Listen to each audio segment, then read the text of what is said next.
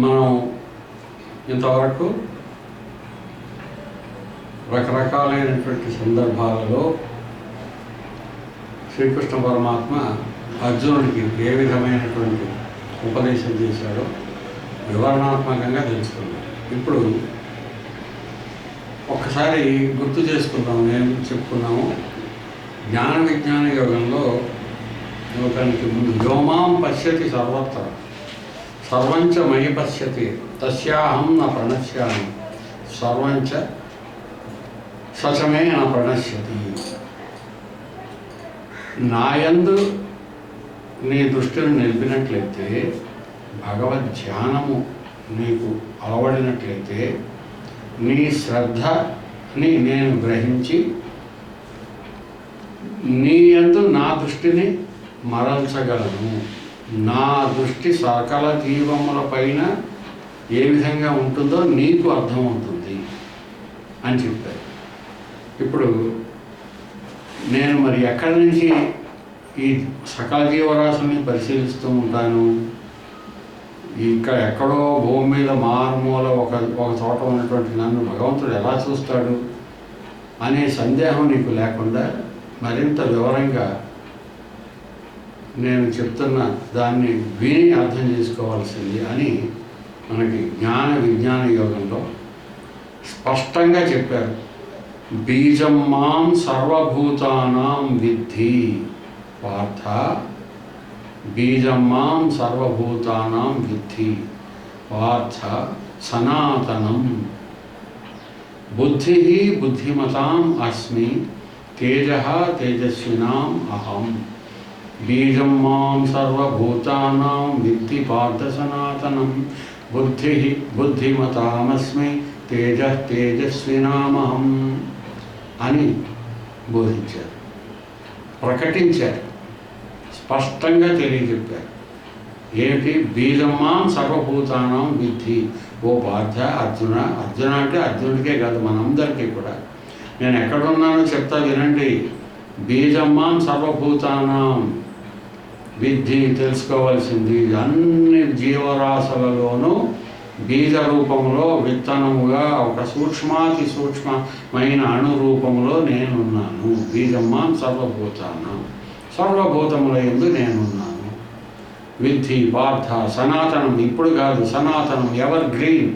గతంలోనూ వర్తమానంలోనూ భవిష్యత్తులోనూ యుగ యుగాలకు ముందు యుగ యుగాల తర్వాత భూత భవిష్యత్ వర్తమానాల్లో నేనెప్పుడు ప్రతి జీవిలోనూ విరాజమానుడనై ఉంటాను అని భగవంతుడు ప్రకటించాడు. కాబట్టి భగవంతుడు ఎక్కడున్నాడు? మనలో ఉన్నాడు. ఉంటే మరి ఆ భగవత్ ప్రత్యక్షం ఎలా తెలుసుకోవడం? ఉన్నాడో లేదో ఎలా రుజువు చేస్తావు అని అడిగితే దానికి చెప్తున్నారు, బుద్ధి బుద్ధిమతాం అస్మి తేజః తేజస్వినామహం. మీరు బుద్ధిమంతుడు అని కొంతమందిని పిలుస్తూ ఉంటారు. బుద్ధి అంటే ఉండాలి, బుద్ధి ఉన్నవాడు అని కొంతమందిని స్తుతిస్తూ ఉంటారు. అందరిలో బుద్ధి ఉండాలి అంటూ ఉంటారు. ఆ బుద్ధి రూపంలో ఉన్నది నేనే. బుద్ధి బుద్ధిమతాం అస్మి. బుద్ధిమంతులు అని మీరు ఎవరినైతే స్తుతిస్తారో, పొగుడతారో, కొనియాడతారో వాళ్ళలో బుద్ధి రూపంలో ఉన్నది నేనే. You can directly visualise me in the form of discretion. What is good, what is not, what is bad అని తెలిపేటటువంటి బుద్ధి ఏదైతే వివేకం ఉందో ఆ వివేక రూపాన్ని నేనే, ఆ వివేకాన్ని నేనే, బుద్ధిని నేనే. బీజమాం సర్వభూతానాం విద్ధి పార్థ సనాతనం. బుద్ధి బుద్ధిమతామస్మి తేజః తేజస్వినామహం. బుద్ధి కలిగినటువంటి పరిస్థితిలో తేజస్సు ఉంటుంది. బుద్ధి యొక్క డామినేషన్ ఉండాలి. మనస్సు అనేది బుద్ధిని డామినేట్ చేయడానికి ప్రయత్నం చేయకూడదు. బుద్ధి యొక్క ఆధిక్యతలో మనస్సు నడవాలి. మనస్సు అనేది బుద్ధికి సబార్డినేట్గా ఉండాలి. బుద్ధి చెప్పినట్లు వినాలి. అప్పుడు ఆ జీవితము చాలా ఆనందకరం అవుతుంది. ఒక వస్తువు చూడగానే విలువైన వస్తువు తీసి జేబులో వేసుకుందాం అని మనకు అనిపిస్తుంది. అప్పుడు ఏమనిపిస్తుంది? మనస్సులో బుద్ధి ఏం చెప్తుంది? ఇది నీది కాదు, ఇది తప్పు, ఇలా తీసుకుంటే దొంగతనం అంటారు. కాబట్టి దొంగతనము అనేటటువంటిది తప్పు, సంఘం ఒప్పుకోదు, పెద్దలు ఒప్పుకోరు, శాస్త్రవిహితం కాదు, శాస్త్ర విరుద్ధం. కాబట్టి సరి అయిన సత్ప్రవర్తనకు అది విరుద్ధమైనది, వ్యతిరేకమైనది. కాబట్టి వద్దు అని లోపల నుంచి మనకి ఒక సజెషన్, ఒక హెచ్చరిక వస్తుంది. ఆ హెచ్చరిక ఎవరు ఇస్తున్నారు? భగవంతుడు మనలో ఉండి మనకి తెలుపుతున్నాడు. దాన్ని మనం ఏం చేస్తాం? పక్కకి తప్పించి మనస్సు వాడు బాగులేదా, వాడు చేయటం లేదా, వీడు చేయటం లేదా, వాడు ఆ విధంగా లంచాలు తీసుకోలేదా, వీళ్ళు చేయటం లేదా, వాడు బాగానే ఉన్నారు కదా, అందరూ బాగున్నారు కదా, మనం ఎందుకు చేయకూడదు, మనమే ఖాళీగా కూర్చోకూడదు, కాబట్టి మనం కూడా బాగుపడాలంటే చేయాలి అనేటువంటి ఒక దుగ్ధ చేత, భ్రమ చేత, ఆ రకమైన మోహం చేత, కామ క్రోధ లోభ మోహ మదమాత్సర్యాలు, తమోగుణం చేత, రజోగుణం చేత మనం ఏం చేస్తాం? బుద్ధిని పక్కకి పెట్టి మనము మనస్సు చెప్పినట్టుగా నడుచుకుంటూ వెళ్తాం. అందువల్ల ఆ బుద్ధిని చెప్పినట్టు ఎవరైతే వింటారో వాళ్ళు భగవంతుడి చెప్పినటువంటి మార్గాన్ని, ఆయన నిర్దేశించిన మార్గంలో వెళ్ళినట్టు లెక్క. వాళ్ళకి నిత్యము ఆనందమే. తప్పు చేయని వాడికి అంతా ఆనందమే, తప్పు చేసిన వాడికి ఇవాళ కావచ్చు రేపైనా శిక్ష. కాబట్టి ఈ రకమైన దుఃఖము, శిక్ష మొదలైనటువంటి తర్వాత పశ్చాత్తాపడవలసినటువంటి పరిస్థితి కల్పించుకోవడం ఇవి లేకుండా ఉండాలంటే బుద్ధి చెప్పినట్టు వినాలి. బుద్ధి ఎక్కడి నుంచి చెప్తుంది? మన హృదయంలోంచి చెప్తుంది. అంటే బుద్ధి అనేది ఎవరు? భగవంతుడే. భగవద్గీతలో మనకు జ్ఞాన విజ్ఞాన యోగంలో మనకి ప్రబోధించినటువంటి విషయం ఇది. స్పష్టంగా బీజం మాం సర్వభూతానాం విద్ధి పార్థ సనాతనం, ఎప్పుడూ ఉంటాను నేను. బుద్ధి బుద్ధిమతామస్మి తేజ తేజస్వినామహం. కాబట్టి బుద్ధిమంతుల్లో బుద్ధి రూపంలో నేను ప్రస్ఫుటంగా కనపడుతూ ఉంటాను.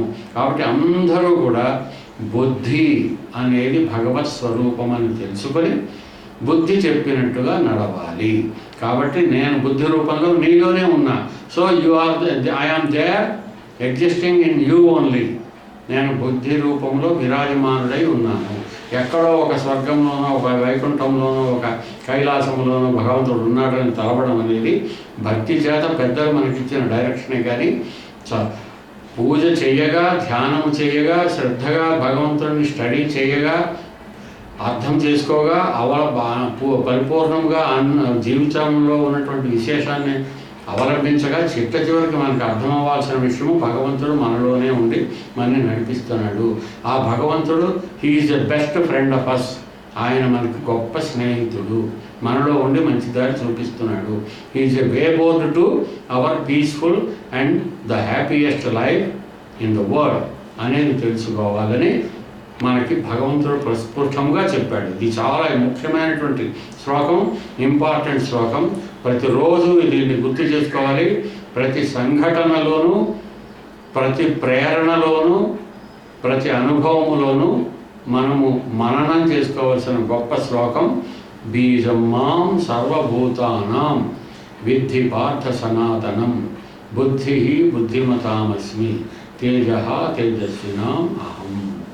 ఈ శ్లోకాన్ని గుర్తు చేసుకొని మనలో ఉన్న భగవంతుడు చూపించిన మార్గంలోనే మనము నడుస్తూ ఉన్నట్లయితే మనము భగవత్ మార్గంలో ఉన్నట్టు, జీవితమును ఆనందముగా గడుపుటకు అవకాశం ఉన్నట్టు.